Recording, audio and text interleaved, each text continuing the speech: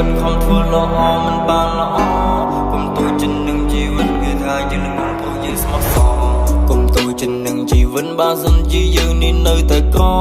កុំទូចិននឹងជីវិតកុំគិតថាខ្លួនឯងមិនល្អ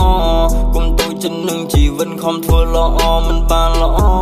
កុំទូចិននឹងជីវិតគឺថាយើងនឹងព្រោះយើងស្មោះសរវិធីខ្ញុំដើរតែឯងគ្មានម៉ែឪមកជួយជ្រំជ្រែងខ្ញុំរកសំលេងខ្លួនឯងគ្មានអ្នកណាប្រាប់ទោះបីវង្វេងខ្ញុំដើរទាំងគ្មានគោលដៅទោះជើងដំបើក៏មិនរីរេទោះហត់ក៏នៅតែស៊ូខ្ញុំប្រាប់ខ្លួនឯងថាមិននេះទេសបាយខ្ញុំក៏វាមិនសឋានៈក៏មិនល្អ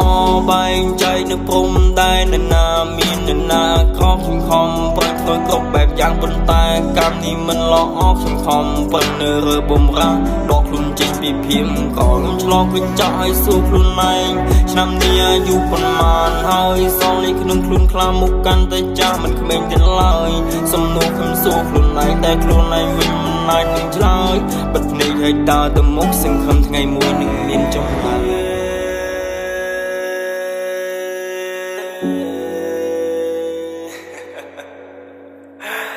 នឹងមែនជីវិត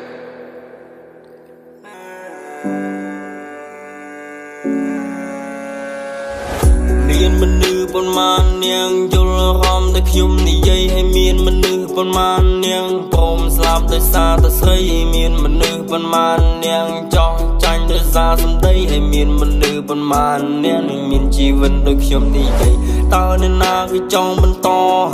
បើជីវិតនេះជួបតែតុងឲ្យធ្វើក